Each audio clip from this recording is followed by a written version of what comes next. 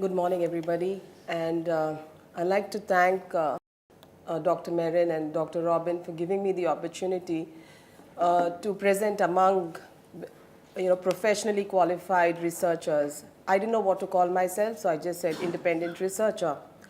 And with that, I begin my presentation. And I have a Facebook page called Anglo-Indian Stories. I run a Facebook page called Anglo-Indian Stories. Okay, I'm going to skip this part because you know the Anglo-Indian community started when the Portuguese traders came in. This community came into being. Next, please. Okay, I started Anglo-Indian Stories. Well, I was looking to have an archival exhibition. I like old photographs, and I wanted to do something for the community, and something for myself, not the community. I really wanted to explore some art, put a photography exhibition or something, and I went online looking for people, asking for photographs. Somebody said we lost them, and I was like, okay, let me go online. I'll meet some people and ask them.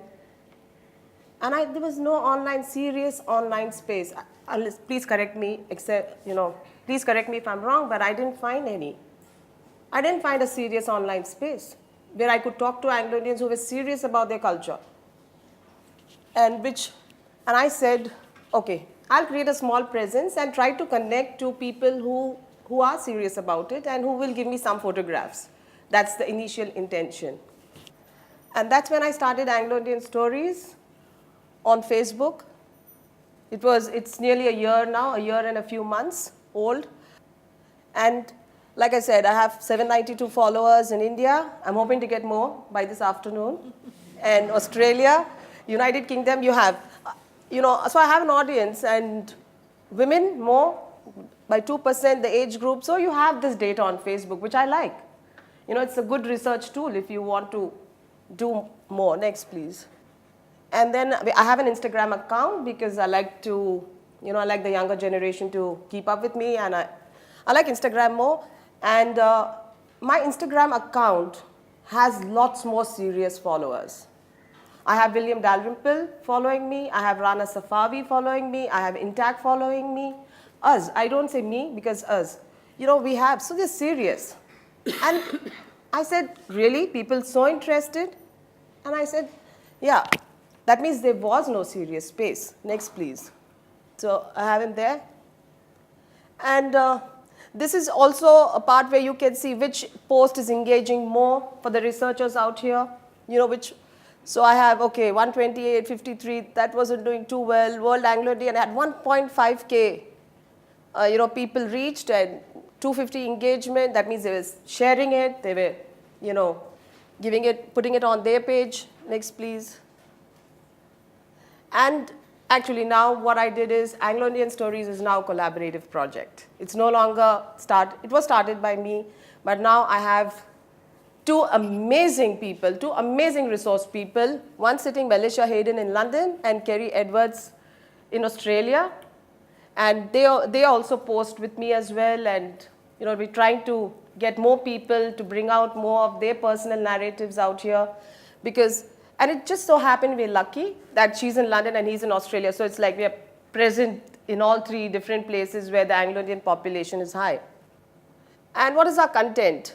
We mainly concentrate on the community's contribution to India, identity, traditions, memories, the British Raj, culture, literature, miscellaneous, and literature, there are free downloads available on archive.org of Frank Anthony's book, which is 2,000 rupees on Amazon. So, that's the kind of thing I do and put it up. And I say, okay, download Stark's book. It's out of print, but you can download it on archive.org. And we also do reviews of some books and memories.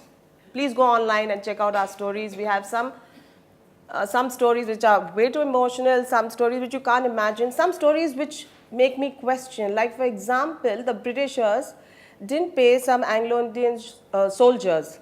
And Melisha tells me the status of her family came down because they didn't have money, and they borrowed money from Afghani money lenders.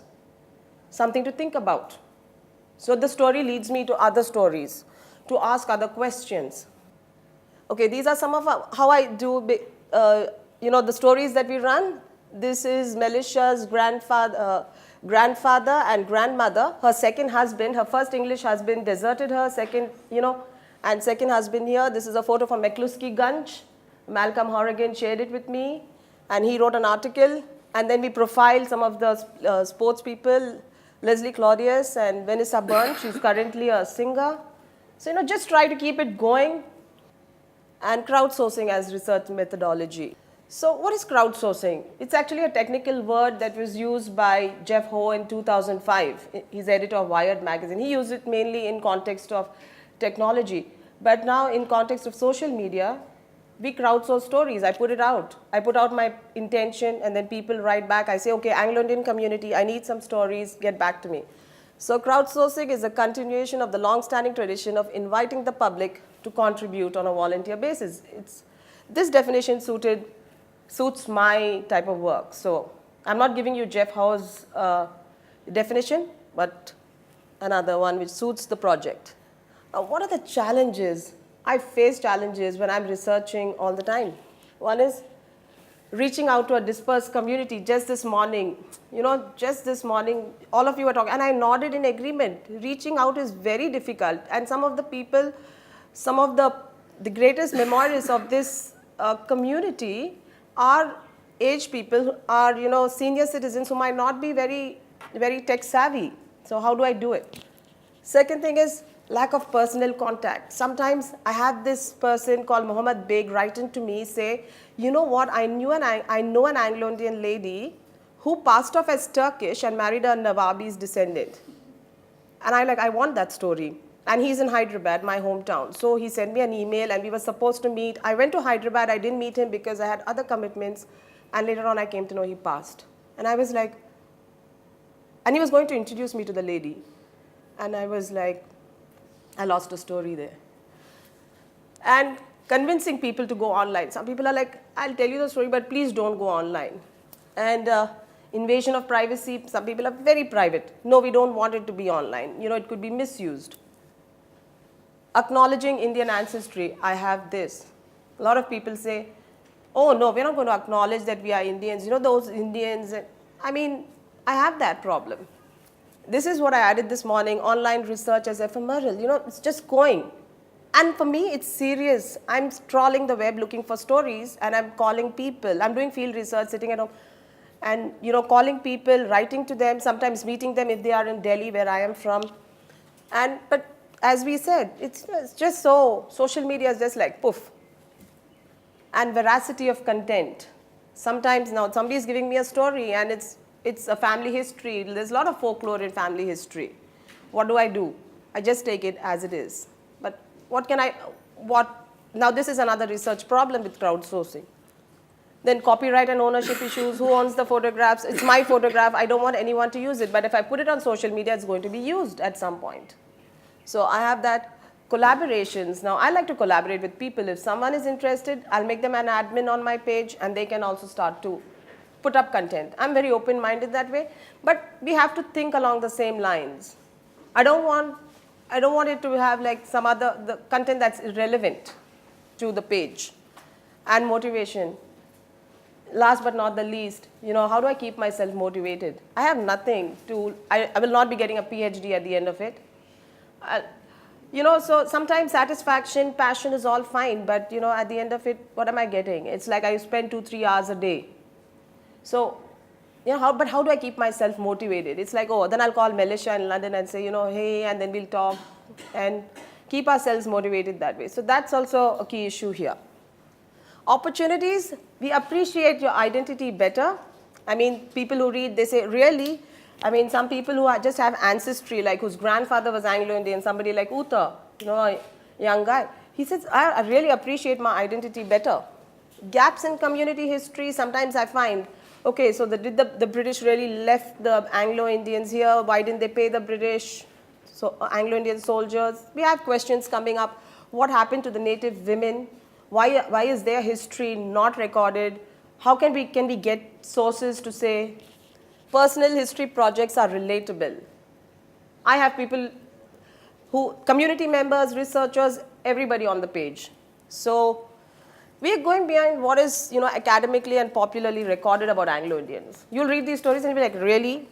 And there's a community pride. Some people will write in and say, wow, this is, and then network between community members and researchers, it happens. And also between family members. There's this girl from Vizag, she sent me this, from the US. And it was such a bad picture. I said, I don't want to put up this picture. And I tried to, I said, it doesn't make sense. Anyway, I just put it up. And that picture had 53 comments. And they were like, oh, we know you. And there's family connection made in the comments section. And I should have tracked it, but I didn't. But all I knew is everyone's happy that they met each other online on Anglo-Indian stories. And helping members find their Indian roots. Kerry Edwards helps with this. Because a lot of people write into me and I don't like saying, I don't know. So Kerry Edwards, in his own little way, tries to help with people who write in. Easier access to heritage for younger members. They are on Insta, so they know. My own personal identity, because I'm on the, we never acknowledge my Anglo-Indian identity. In fact, we said we weren't Anglo-Indians, but I spoke English at home. I listened to Jim Reeves. I ate yellow rice and ball curry. So then why am I not? And then my dad said, you're black Portuguese. I was like, what? What's this black Portuguese? I thought my dad was joking until I read, Muthaya's book. There is a term called black Portuguese. So, and feedback and comments as learning. I get a lot of feedbacks and comments and then I learn so much more. Like, for example, see, Vincent D'Souza writes, I'd be curious to know more on the Portuguese line, the Malabar or Goa or Santhome. And, and there you get another comment saying, wow, an amazing family, what a rich culture. Just, I put this comment because I got one a question and one sort of a nice comment. I'd like to thank IIT Department of Humanities, IIT and Social Sciences, IIT Chennai, Anglo Inc., New Zealand Research Institute, to all of you, and definitely my followers on to our followers on Instagram and Facebook. Thank you.